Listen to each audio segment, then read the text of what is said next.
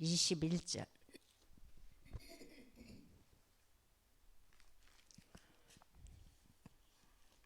사도행전 19장 21절 한 절만 우리가 합독합니다. 이 일이 있은 후에 바울이 마게도냐와 아가야를 거쳐 예루살렘에 가기로 작정하여 이르되 내가 거기 갔다가 후에 로마도 보아야 하리라 하고. 아멘. 오늘 말씀의 제목은 시너지 효과를 주시리라 그랬어요.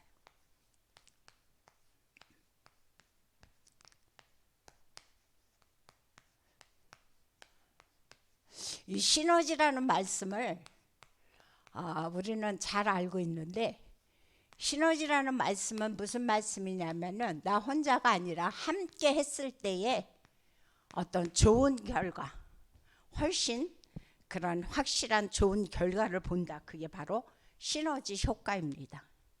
그래서 이 사실을 생각하면서, 물론 나 혼자 할 때도 좋지만 우리가 함께, 복음 가진 우리가 함께 하나님의 나라를 위해서 우리가 기도하고 나아갈 때 그곳에 또 놀라운 시너지 효과가 나타난다 그랬죠. 자, 어제 계속 하시는 말씀이 정체성에 대해서 말씀을 하셨습니다.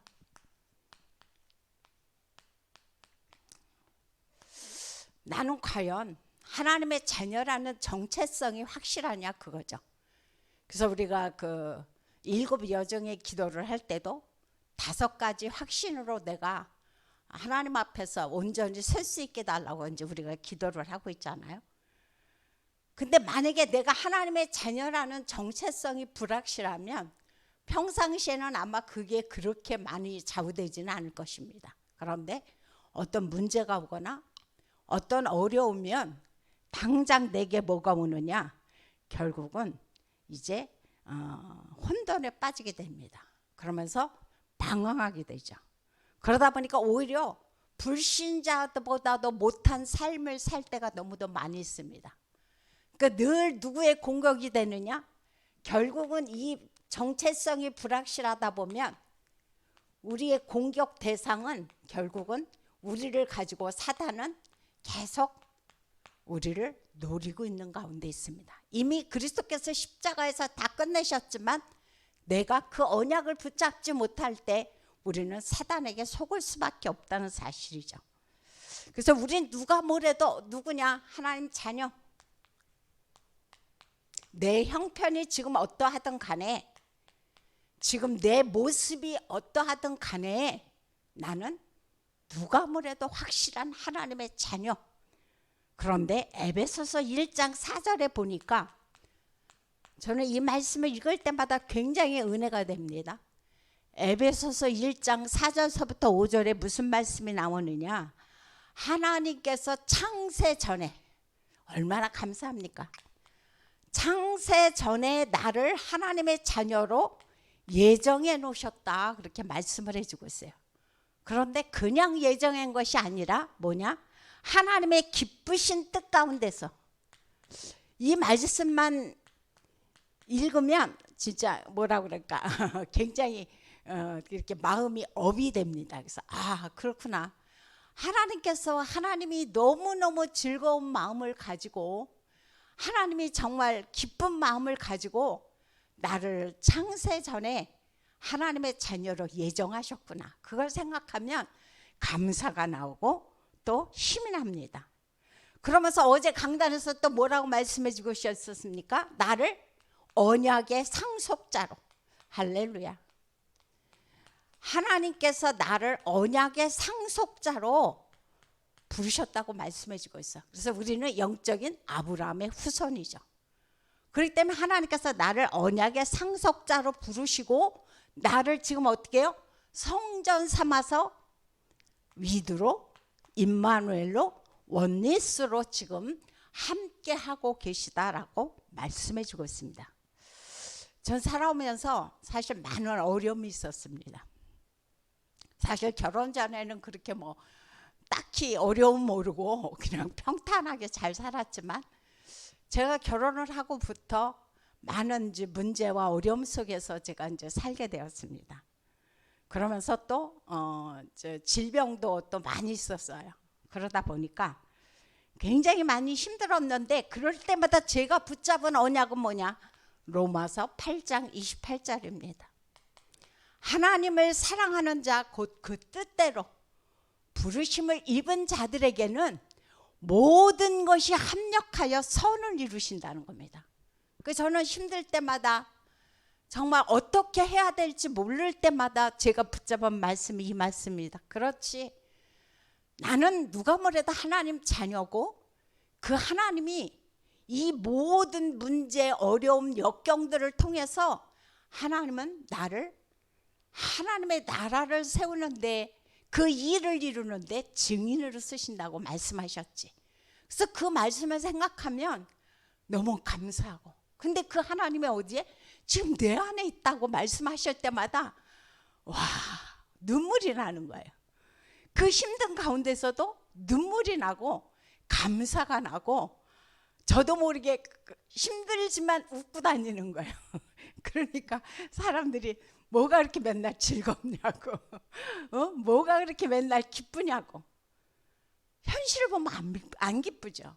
너무 힘들죠. 근데 내 안에 계신 그리스도, 지금도 나를 사랑하고 나를 지금도 지켜나가시는 그 그리스도를 바라보면, 하나님께서 나를 통해서 하나님의 언약을 이루시는 그 그리스도를 바라보면 힘이 나고 또다시 한번 하나님 앞에 용기가 생겼습니다. 이제 그것과 마찬가지로 우리는 살다 보면 문제도 옵니다. 안 올 수가 없죠. 그죠? 이 땅이 왜? 이 땅의 주인은 사단이거든요. 이 땅의 주인은 이 세상 신이 공중 권세 잡은 자가 이 세상을 지금 지배하고 있다고 그랬어요. 그러다 보니까 문제도 오고 하나님의 자녀라 할지라도 어려움도 옵니다. 그런데 우리는 왜 괜찮느냐? 내게 주신 언약이 있기 때문에. 내게 주신 정확한 언약이 있기 때문에, 아까 언약의 상속자라 그랬어요. 우리는 언약의 상속자고 내게 주신 언약이 있기 때문에 내가 어떤 문제를 닥쳐도, 내가 어떤 어려움이 와도 우리는 그것과 상관이 없는 그런 확실한 하나님의 자녀라고 말씀해 주고 있습니다. 그래서 요한복음 19장 30절에 보니까 우리는 너무도 잘 아는 말씀이죠. 이미 내가 당할 질고, 내가 당할 저주, 내가 당할 재앙을 그리스도께서 갈보리산에서 다 끝내셨다 그랬어요. 그렇기 때문에 네가 지금 무슨 문제를 당하든, 네가 지금 어떤 어려움 속에 있든 그것과 상관이 없어. 너는 괜찮아. 그 신분이 네 신분이 진짜 신분이 아니야 라고 지금은 오늘도 주님은 나에게 위로해 주고 있습니다. 그런데 이상하게 저도 그렇고 많은 사람들이 어떤 문제나 어려움이 개인에게 또는 가정에 오잖아요. 그럼 늘 나도 모르게 생각하는 거, 또 주변의 사람들도 모르게 생각하는 게 뭐냐? 내가 하나님 앞에 혹시 무슨 잘못한 거 아니야? 율법으로 돌아가게 됩니다. 무슨 잘못했지? 내 자신도 그거 생각하게 되고 내 주변의 사람도 그거를 생각해야 돼요. 왜 그러냐면 제가 지난번에도 한번 말씀드렸던 것 같은데, 제가 그때 이제 큰 질병으로 어려움을 당할 때 같은 병실에서 쓰는 분, 같이 사용하시는 분이 그런 말씀을 하시더라고요. 아니, 당신은 무슨 큰 죄를 졌길래 이렇게 큰 병에 걸려갖고 고생을 하느냐고 저한테 그 말씀을 하셨어요. 근데 만약에 제가 그때 확실한 언약의 상속자라는 이 메시지를 내가 붙잡지 못했다면, 나는 하나님의 자녀고 그 하나님이 지금 나와 함께 하신다는 그 언약이 확실하지 않았다면 아마 시험 들었을 것 같아요. 그리고 마음에 속이 상했을 것 같아요. 그런데 아니야. 물론 내가 내 몸을 관리를 하지 못하다 보니까 지금 아프고 어려움이 왔지만 이 아픔이 나를 절대로 망하게 할 수 없어. 그러면서 저는 오히려 하나님 앞에 감사하는 그런 시간이었었거든요. 그래서 이런 모든 것은 뭐라고 그랬습니까? 종교 생활이다 그랬어요. 무슨 문제만 오면, 무슨 어려움만 오면 무슨 잘못했어? 당신 무슨 죄 졌지? 한번 생각해봐. 한번 잘 하나님 앞에 기도해봐. 어떤 잘못을 했나? 그렇게 내가 율법으로 돌아간다면 그것은 종교 생활이다라고 어제 말씀을 하셨죠. 그러면서 하시는 말씀이 뭐예요? 이제 이 모든 거 뭐해라? 끝내라. 이제는 이런 어린아이와 같은 신앙을 내가 끝내고 하나님 앞에서 성숙한 하나님의 자녀로 살아가라라고 어제 말씀해 주고 있습니다. 그래서 오늘 본론에서 말씀은 다른 말씀이 아니라 그런 말씀을 해주고 있습니다. 복음 가진 많은 사람과 렘넌트들이 해야 할 일이 있다고 말씀해 주고 있습니다. 렘넌트와 복음 가진 사람은 자신을 살리는 것뿐만이 아니라 모두를 살려야 된다고 그랬어요. 본인만 살려고 하면 그건 굉장히 이기주의죠. 그죠? 그것이 아니라 우리는 그 차원을 뛰어넘어서 모두를 살리는 게 우리의 하나님께서 주신 하나의 일입니다. 그래서 이 사실을 생각하면서 사람을 바라볼 때에 그래서 중요한 게 있습니다. 우리는 사람을 바라볼 때 주로 외면을 많이 바라봅니다. 외면적인 것을 바라보다 보니까 마음에 뭐가 생기느냐? 저 사람 어떤 그것을 가지고 우리는 쉽게 그 사람 전체를 판단하게 돼요. 그러다 보니까 나도 모르게 시행착오를 겪을 때가 많이 있고, 그러니까 하나님 앞에서 내가 사람들을 바라볼 때 나도 모르게 오해를 살 때도 많이 있습니다. 그래서 우리는 사람을 바라볼 때 외면을 바라보는 것이 아니라 뭘 보라고 그랬습니까? 그 사람의 내면을 바라보라고 그랬어요. 그 사람의 내면을 바라보면서 해야 할 것이 뭐냐? 이것을 볼 수 있는 영적인 눈이 열리게 해달라고. 이 영적 눈이 열려 있지 않으면 결국은 우리는 뭐냐? 그 사람의 그 속 깊은 곳에 그 영혼의 불쌍함을 바라볼 수 없습니다. 지금 이 땅에 많은 그 세상에 아주 진짜 돈도 많고 또 사회적으로 위치가 훌륭한 사람들 굉장히 많이 있습니다. 우리는 만약에 그 사람들을 외면적으로만 판단한다면 이 땅에서 다 성공한 사람들입니다. 그러다 보면 그 사람들 앞에 가서 하나님의 자녀인데도 불구하고 나는 언약의 상속자로 이미 주어졌는데도 불구하고 그 앞에 가서 이제 길을 피지를 못하고 제대로 복음도 전하지 못할 때가 많이 있다고 그랬어요. 그런데 그 사람의 내면을 영적인 눈을 뜨고 바라보면 지금도 불신자 상태 6가지 가운데서 사단이 꾸며놓은 12가지 틀 속에서 지금도 고통당하고 어려움 당하다가 그거로 끝나는 게 아니죠. 어느 날 지옥 갈 수밖에 없는 아주 불쌍한, 근데 본인만 그것으로 끝나는 것이 아니라 그의 후손까지도 그 고통 속에 살다가 진짜 그 어려운 그 지옥의 속으로 갈 수밖에 없다는 사실을 우리는 너무도 잘 알고 있죠. 그래서 이것을 바라보면서 우리는 사람을 살려야 돼요. 왜 그러냐면 제가 결혼을 하고 남편을 바라봤는데 굉장히 이해가 안 갔어요. 왜 저 사람은 저렇게 행동을 할까?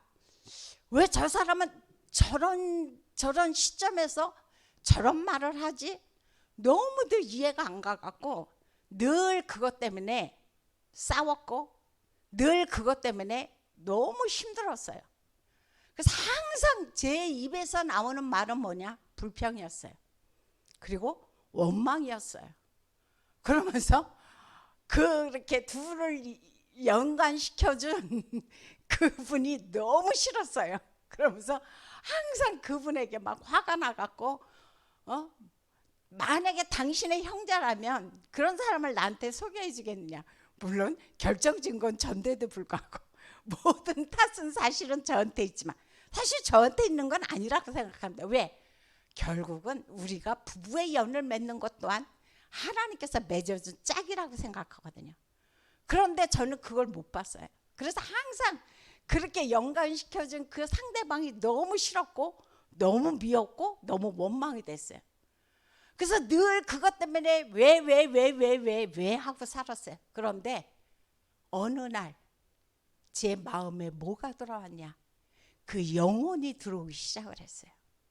그러면서 야, 불쌍하다, 그게 들어오더라고. 왜?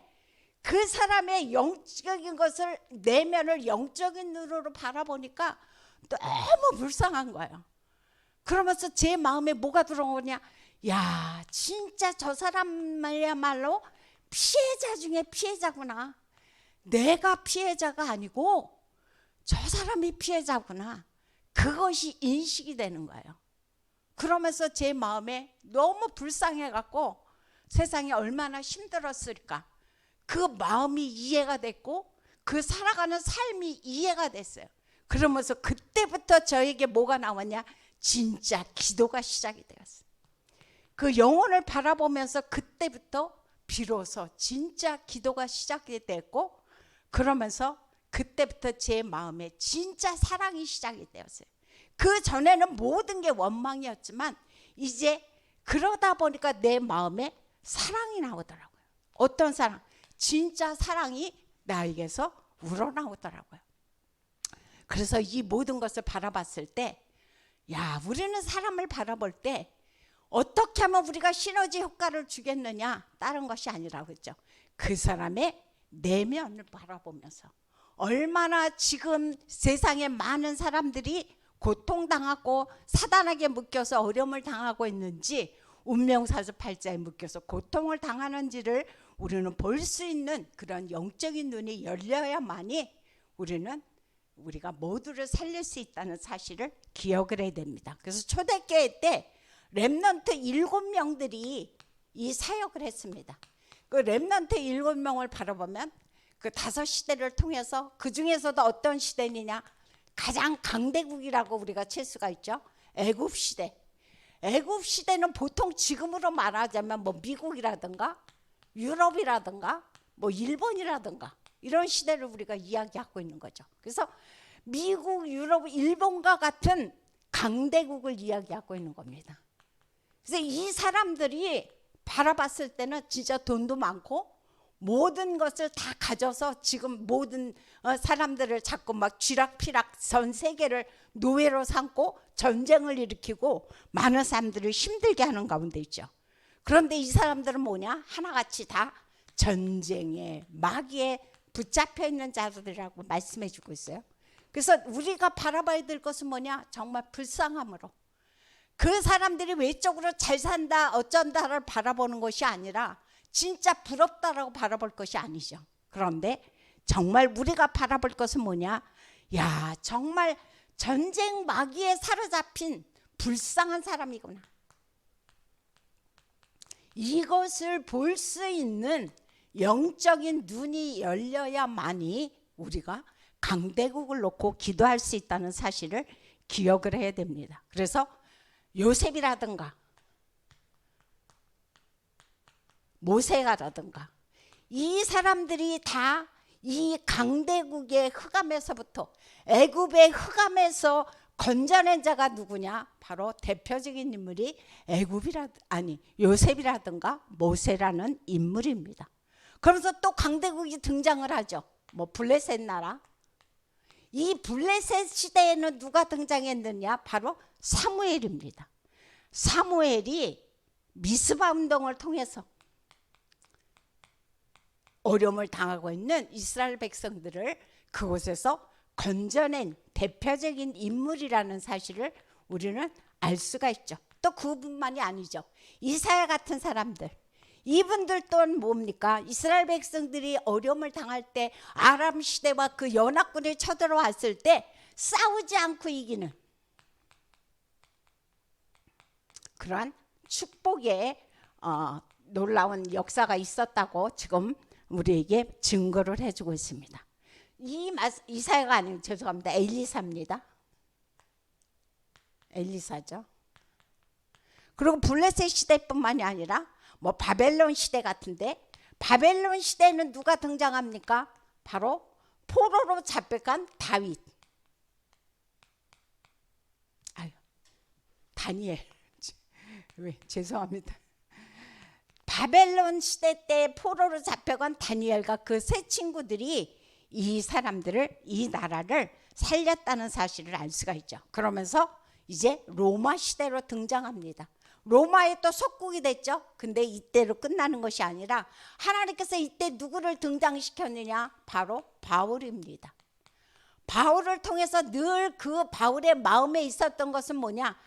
오늘 본문이죠. 사도행전 19장 21절. 내가 로마도 보아야 하리라.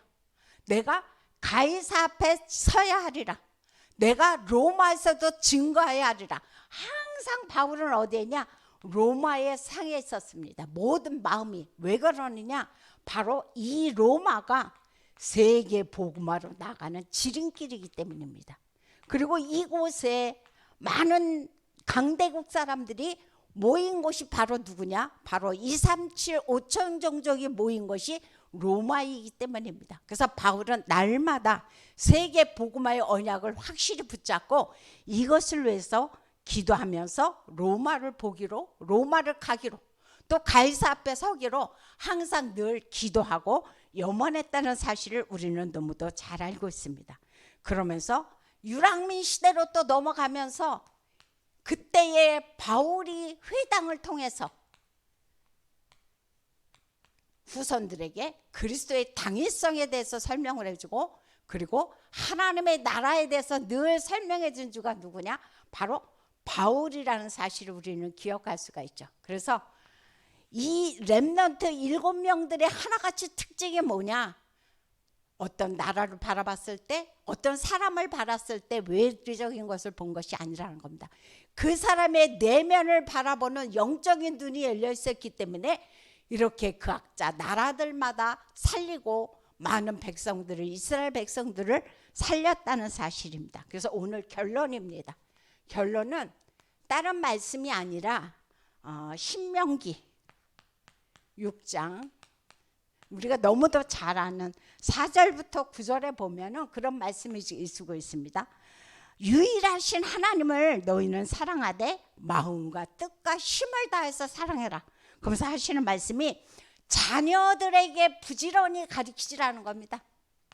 자녀들에게 부지런히 가르치는데 어떻게? 삶을 통해서.